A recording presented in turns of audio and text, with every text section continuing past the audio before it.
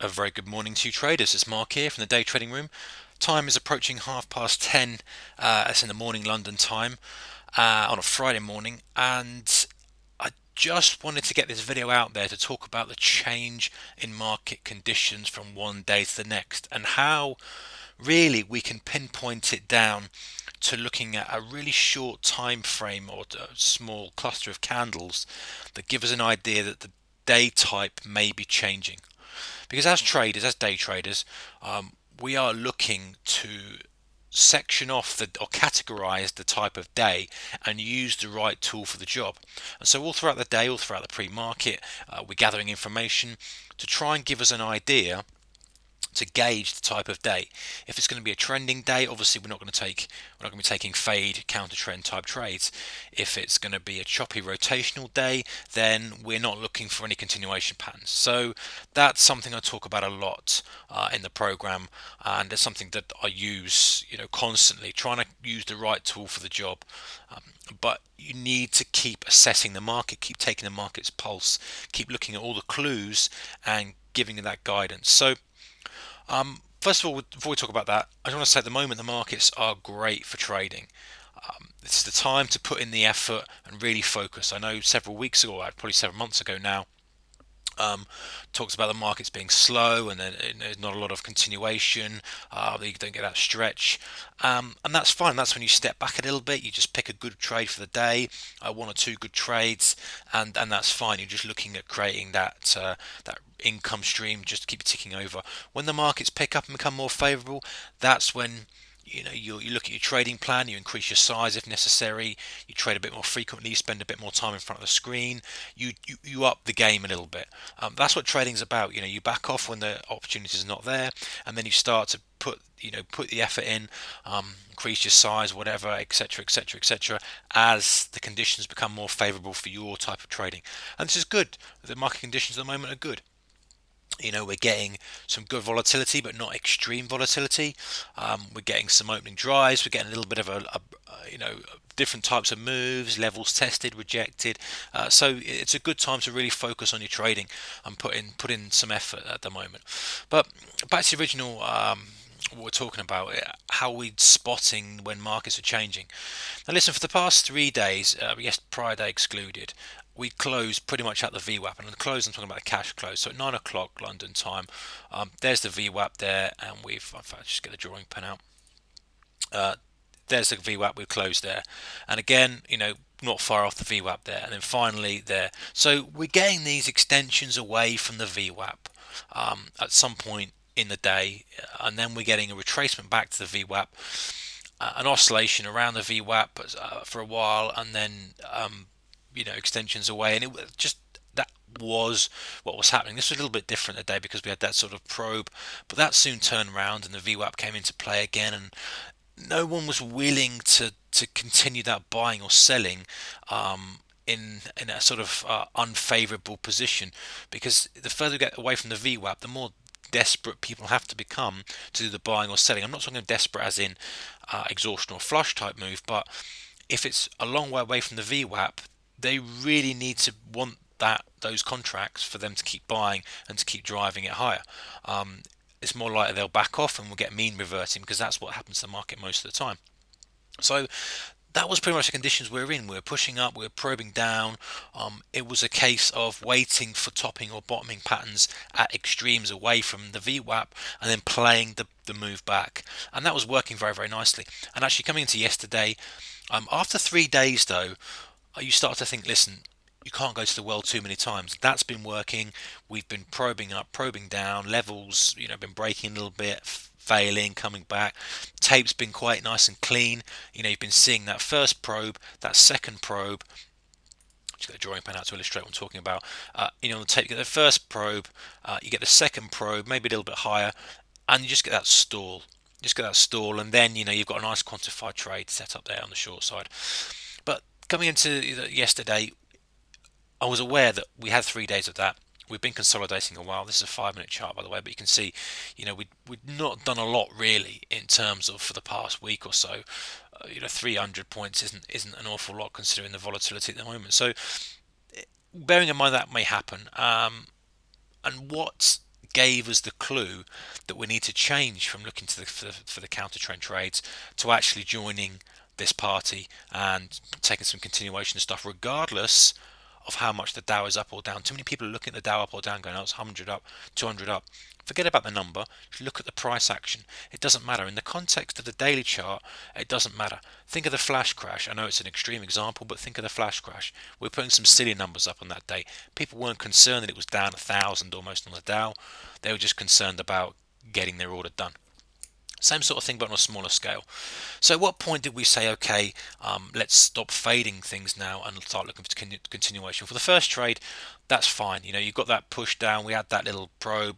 It didn't work. It was a key level on the cash, and it was a push back to the VWAP. That was a nice little trade. But then when we started to pick up to the downside here, we started to think, okay, we could still be in probe environment, no doubt about it. But when we get to these levels here, we've got this low and we've got this low here. When we break that first low and push low, okay, we could still be, I'm still looking for potentially a bottoming pattern here. We could actually, do a double bottom, lower low and push up. But this to me is the crucial point where I go, okay, all bets are off. Now we need to start thinking about continuation strategies. Why? Because of this.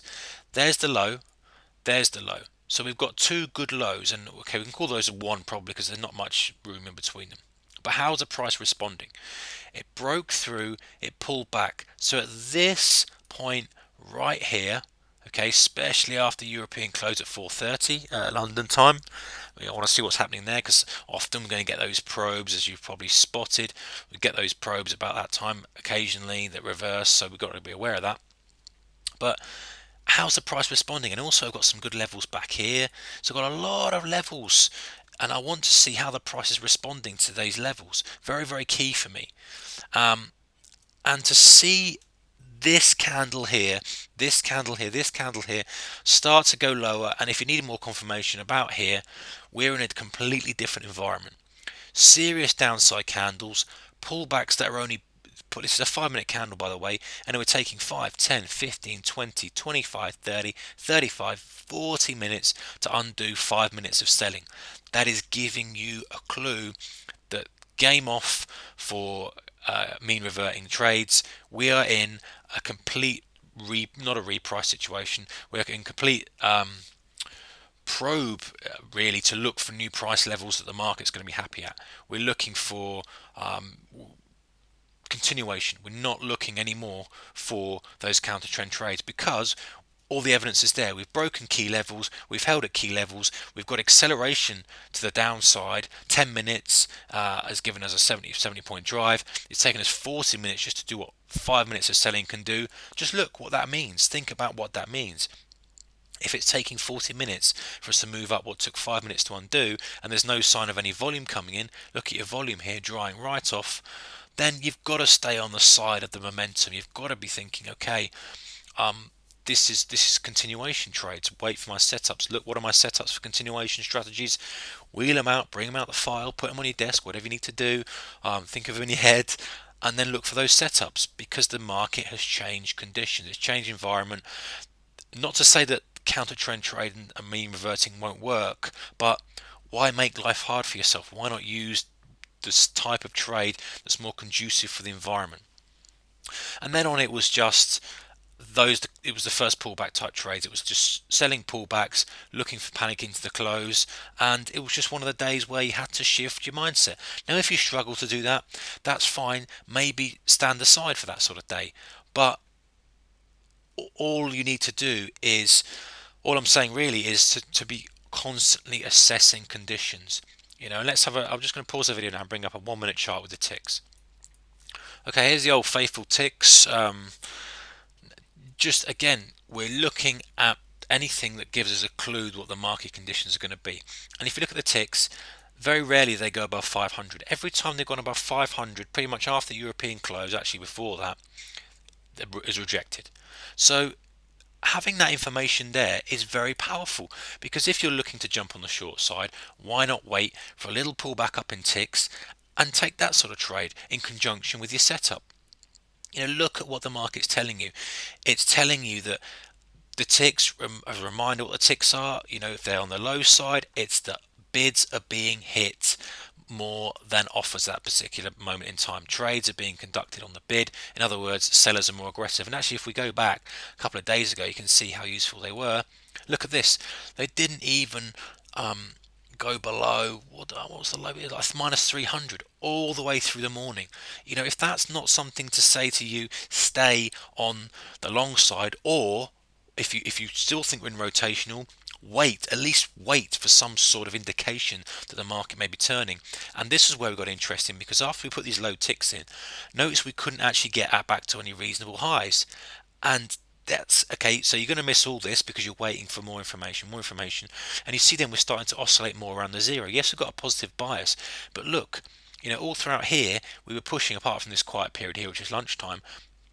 We were pushing into highs, thousands, happy between 500 1,000. Now we've basically reduced by 500 our average tick reading, and that, of course, then lends itself to a curl down, and then you can take the first tick pullback trade after you've seen the evidence that there's some selling pressure. So lots of things to look at, but the idea is really just to keep keep your finger on the pulse of the market. Look at the market conditions. If you need to step back, take your time frame back.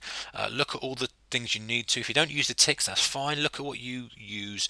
If you're using some sort of oscillatory indicator, then use that as a guide, whatever it may be, whatever works for you. But just to remind you to keep your eye on the pulse of the market, keep your finger on the pulse of the market, and adjust your setups to suit, because not every setup works in every market conditions, and it's an important thing to remember. Okay guys, good trading. Please keep the risk managed. The most important thing, if you're wrong, take the loss, get out, walk away. The market will still be there providing opportunities the next day, the next day, the next day, the next day. Preserve the capital, preserve your emotional capital. That's the number one thing. Stay in the game for as long as possible and you can keep on improving. Okay, good trading guys. See you in another video shortly.